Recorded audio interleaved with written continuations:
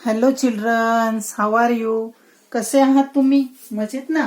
चला तर आपण आज काय पाहणार आहोत? डू, डज आणि डीडचा यूज कोठे कोठे होतो.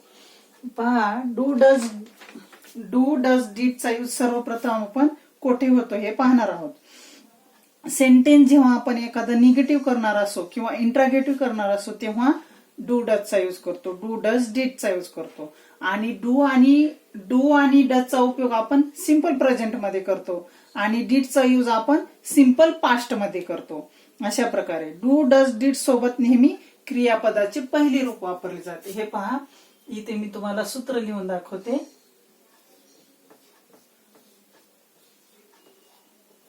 Do does plus subject plus V1 plus object. अशा प्रकारे म्हणजे काय, आपण सुरुवातीला इंट्रोगेटिव्ह करते वेळेस नेहमी डू डज वापरतो, नंतर सब्जेक्ट घेतो आणि नंतर V1 क्रियापदाचं पहिलं रूप आणि ऑब्जेक्ट. कधीही निगेटिव्ह करते वेळेस काय, subject plus do does plus not plus V1 आणि प्लस ऑब्जेक्ट. अशा प्रकारे डू डजचा यूज केला जातो. अशा प्रकारे डू डजचं सेंटेन्स तयार केलं जातं.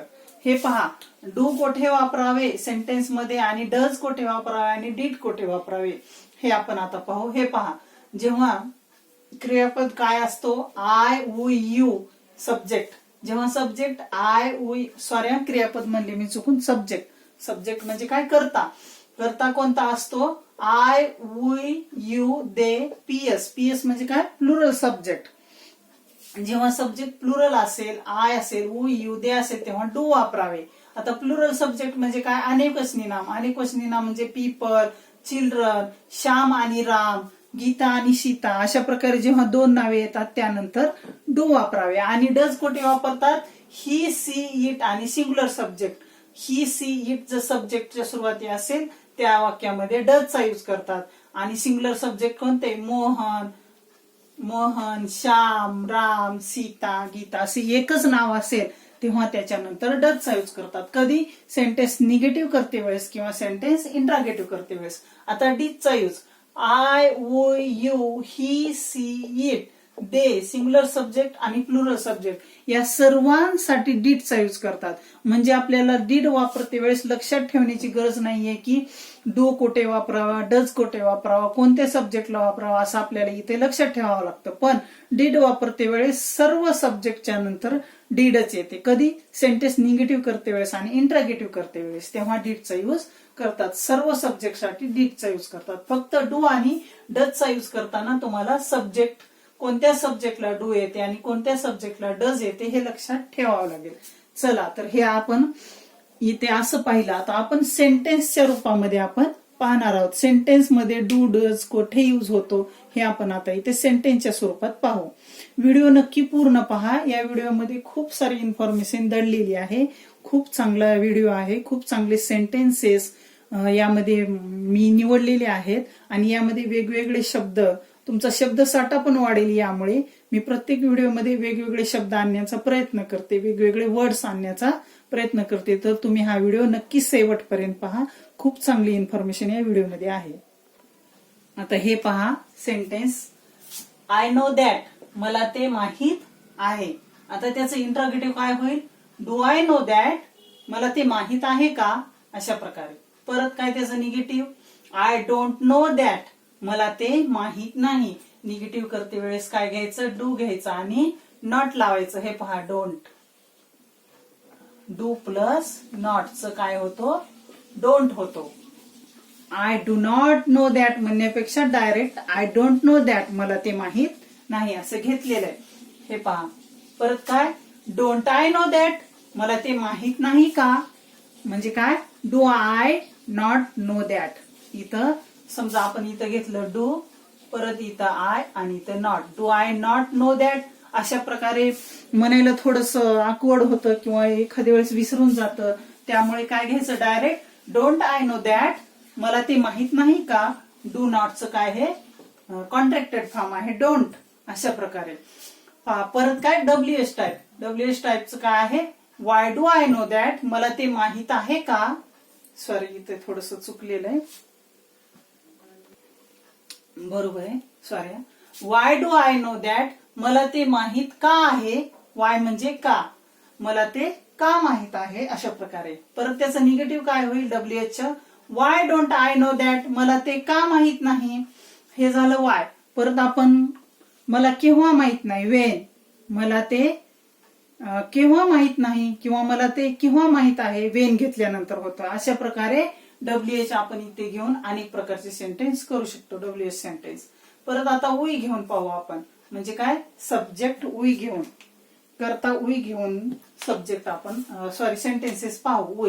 उई प्ले क्रिकेट, आम्ही क्रिकेट खेळतो. हे काय आहे, सिंपल प्रेझेंट टेन्स सेंटेन्स आहे. त्याचा आपण आता निगेटिव्ह केले. We do not play cricket म्हणजे काय, आम्ही क्रिकेट खेळत नाही. आता याचं इंट्रागेटिव्ह काय होईल, do we play cricket, do we play cricket म्हणजे काय, आम्ही क्रिकेट खेळतो का, अशा प्रकारे. परत काय, don't we play cricket, don't we play cricket म्हणजे आम्ही क्रिकेट खेळत नाही का, अशा प्रकारे हे सेंटेन्स याचे होतात. इंट्रोगेटिव्ह, निगेटिव्ह, WH अशा प्रकारे. आता पहा WH काय करायचंय, why do we play cricket,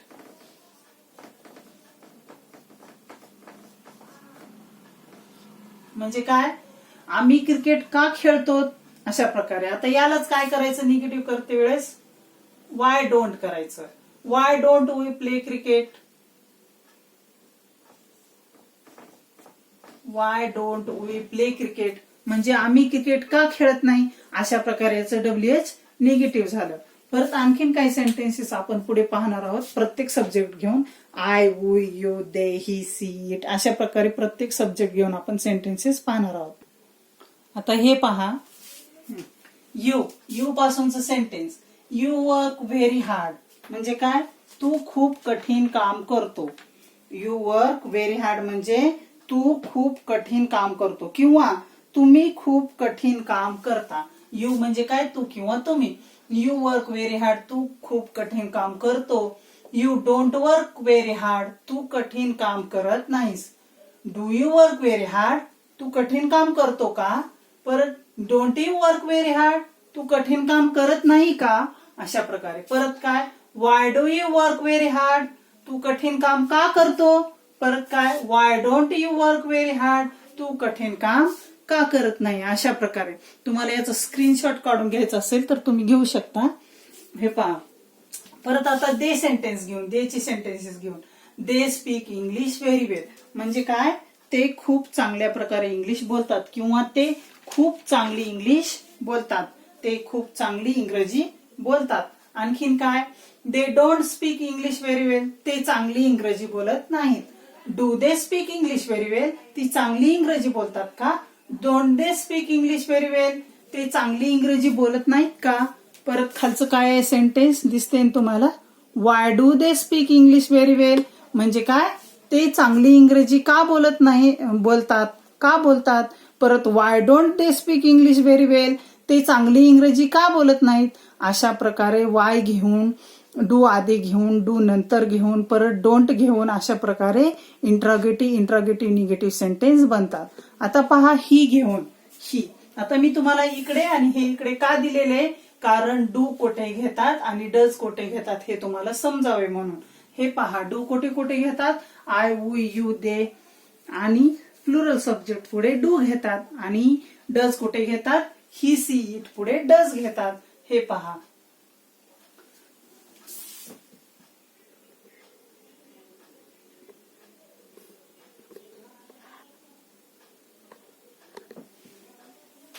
हे पहा, he plough his field in summer. PLOUGH, plough म्हणजे काय, नांगरणे. PLOUGH त्याचा उच्चार काय होतो, plough. He plough his field in summer, तो त्याचे शेत उन्हाळ्यात नांगरतो. परत काय, he does not plough his field in summer, तो त्याचे शेत उन्हाळ्यात नांगरत नाही. Does he plough his field in summer, तो त्याचे शेत उन्हाळ्यात नांगरतो का, अशा प्रकारे. परत आणखीन काय होते, does he not plough his field in summer, तो त्याचे शेत उन्हाळ्यात नांगरत नाही का? अशा प्रकारे डज ही नॉट असेही होते आणि डझंट पण होते. परत काय, why does he plough his field in summer, तो त्याचे शेत उन्हाळ्यात नांगरतो का? म्हणजे का नांगरतो? Why does he plough his field in summer, तो त्याचे शेत उन्हाळ्यात का नांगरतो? परत याचं इथे निगेटिव्ह करते वेळेस काय करायचं, इथं एनटी लावायचं, डोंट होऊन जातं. डजच्या नंतर पुढे काय एनटी लावायचं. Y doesn't he plough his field in summer, तो त्याचे शेत उन्हाळ्यात का नांगरत नाही? अशा प्रकारे. आता सी चा यूज करून पाहू आपण. सी चा यूज करून सेंटेन्सेस पाहूया. हे पहा, सी हॅज 2 कार्स, त्याच्याजवळ किती कार आहेत? तिच्याजवळ, सॉरी सी म्हणजे काय ती, तिच्याजवळ किती कार आहेत? 2 कार्स आहेत, 2 गाड्या आहेत. She does not have 2 cars, तिच्याजवळ 2 कार नाहीत.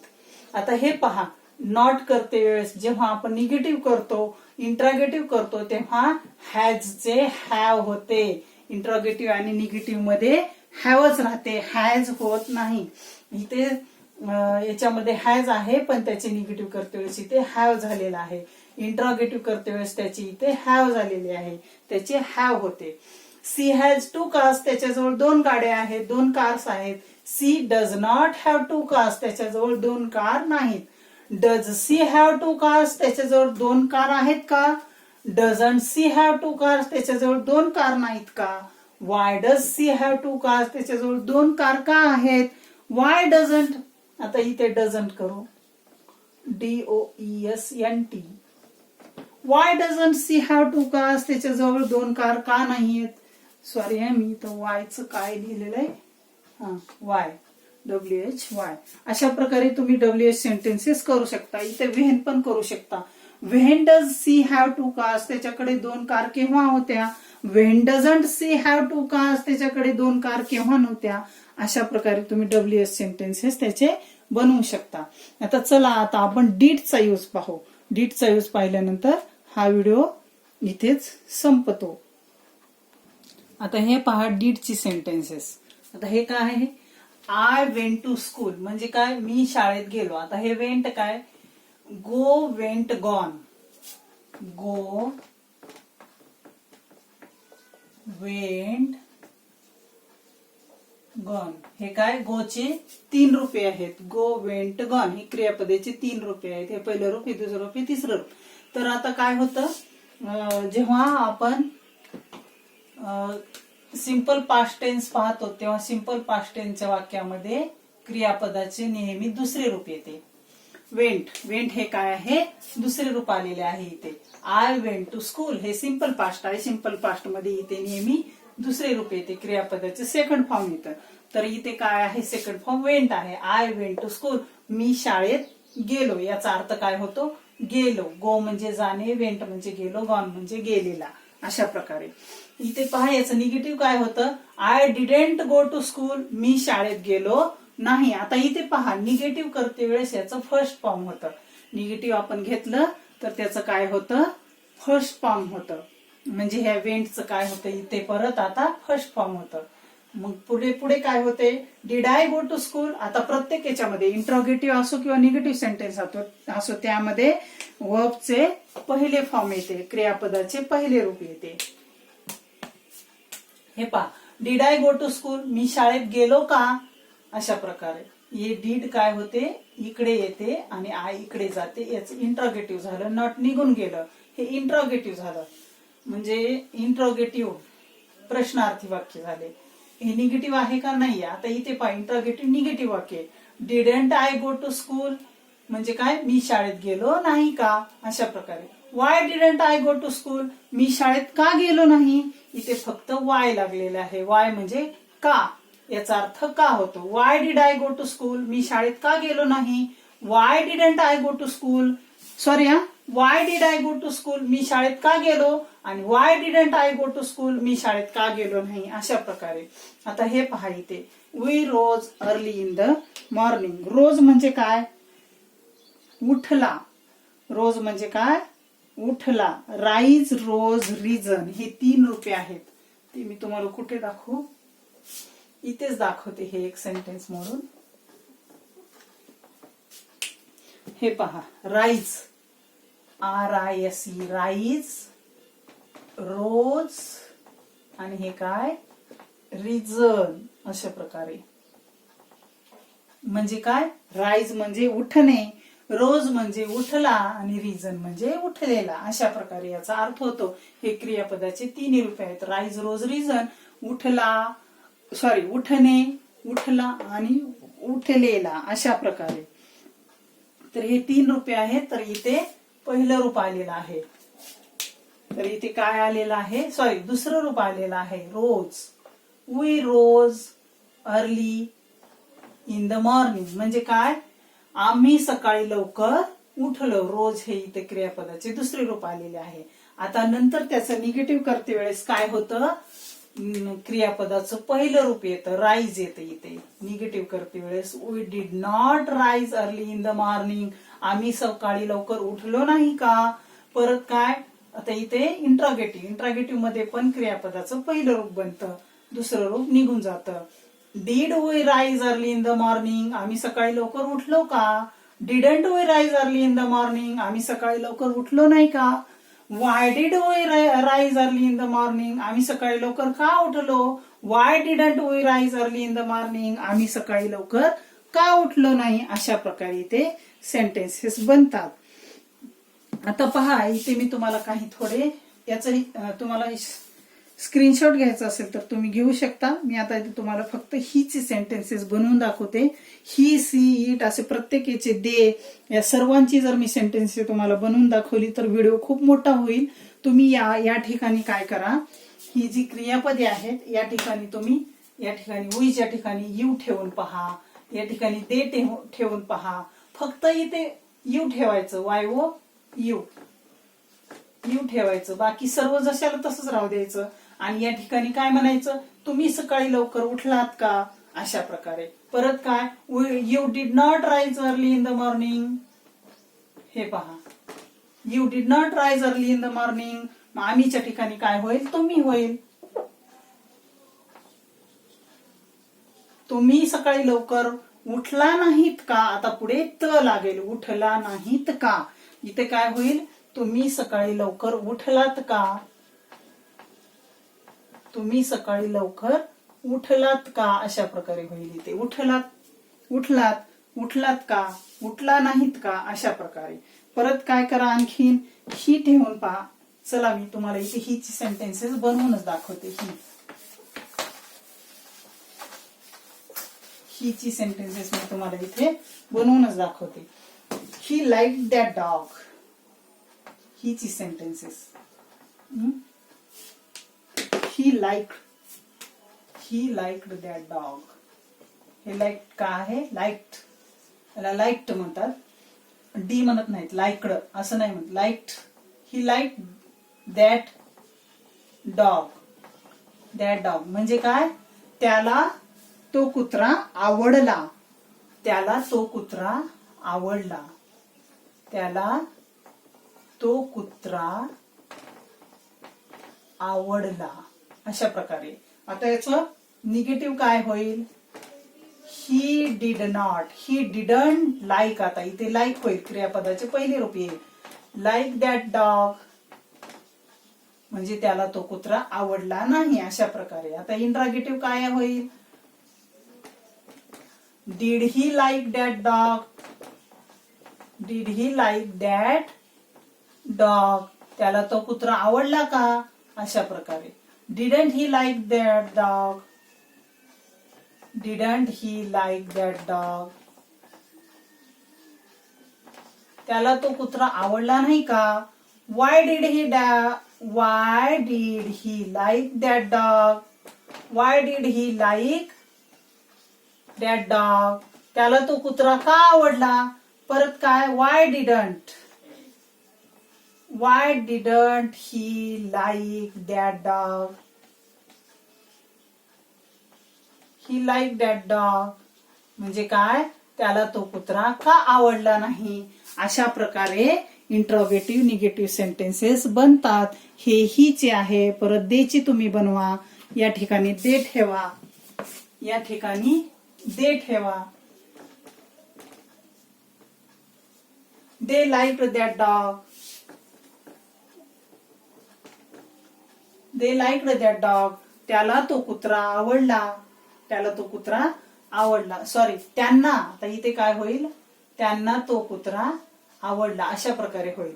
परत काय, they didn't like that dog. त्यांना तो कुत्रा आवडला नाही. परत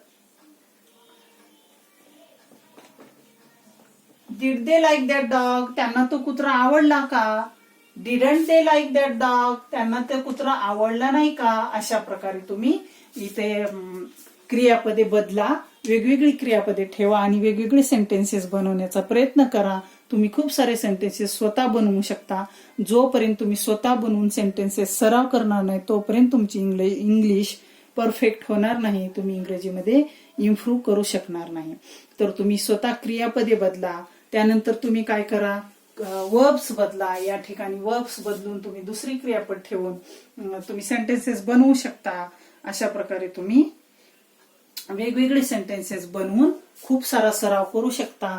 जोपर्यंत तुम्ही खूप सारा सराव करणार नाही तोपर्यंत तुमची इंग्रजी पक्की होणार नाही. Practice makes man perfect. प्रॅक्टिसने माणूस परफेक्ट बनतो. तर तुम्ही प्रॅक्टिस करा, तुमची इंग्रजी नक्की नक्की इम्प्रूव्ह होईल. ठीक आहे मुलांनो, तुम्हाला हा व्हिडिओ आवडला असेल तर नक्की लाईक करा.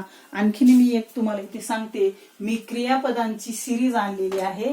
क्रियापदांची अनेक रूपांची एक सिरीज आणलेली आहे. तुम्ही दुसरी माझी एक प्लेलिस्ट मध्ये जा, तिथे मी क्रियापदांची सिरीज आणलेली आहे. यापुढेही मी आणखीन खूप सारी क्रियापदांची सिरीज आणणार आहे.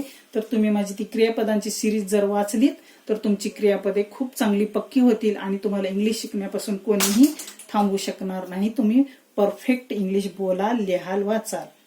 तर तुम्हाला हा व्हिडिओ आवडला असेल तर नक्की लाईक करा, शेअर करा आणि सबस्क्राईब करा. थँक्यू.